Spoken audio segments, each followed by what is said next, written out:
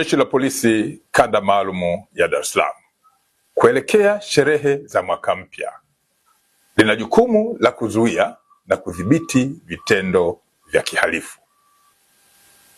katika maeneo mbalimbali ya jiji la Dar es Salaam kwa kushirikiana na vyombo vingine vya usalama. Jeshi la Polisi linatoa tahadhari kwa wananchi wenye tabia ya kuchoma matairi barabarani, lakini pia wale wenye tabia ya kupiga baruti au fataki barabarani au kwenye maeneo ambayo ni hatarishi, kuwa watakapofanya hivyo, ikibainika wanatenda vitendo hivyo, watashughulikiwa haraka kwa kadri inavyowezekana, huku jeshi likizingatia misingi ya kisheria.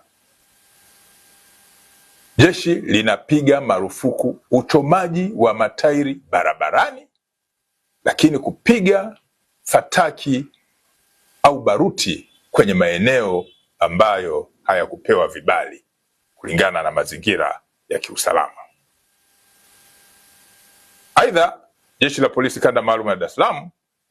linaendelea kushirikiana kwa karibu sana na wananchi na viongozi mbalimbali wa nyumba za ibada ili kuhakikisha kwamba ibada zote zinafanyika katika mazingira yaliyo salama. Mwisho, Jeshi la Polisi Kanda Maalum ya Dar es Salaam linaendelea kuwakumbusha wananchi kuwa makazi ya wananchi, lakini pia ofisi mbalimbali pamoja na maeneo ya biashara yasiachwe wazi bila kuwa na uangalizi katika kipindi hiki cha sikukuu, lakini hata katika vipindi vingine mbalimbali vya shughuli za kiuchumi na za kijamii.